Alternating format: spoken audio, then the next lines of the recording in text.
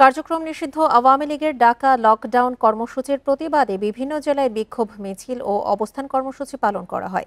পরিস্থিতি নিয়ন্ত্রণে রাখতে অতিরিক্ত পুলিশ, র্যাব ও গোয়েন্দা সংস্থার সদস্যদের মোতায়েন করা হয়েছে। বিভিন্ন গুরুত্বপূর্ণ পয়েন্টে বসানো হয়েছে তল্লাশি চৌকি এবং বাড়ানো হয়েছে গোয়েন্দা নজরদারি। ঢাকা লকডাউন কর্মসূচিকে ঘিরে সকাল থেকেই ঢাকা আরিচা এবং নবীনগর চন্দ্রা মহাসড়কের বিভিন্ন পয়েন্টে বিক্ষোভ মিছিল ও অবস্থান কর্মসূচি পালন করেছে বিএনপি, জামায়াত ও এনসিপির নেতাকর্মীরা।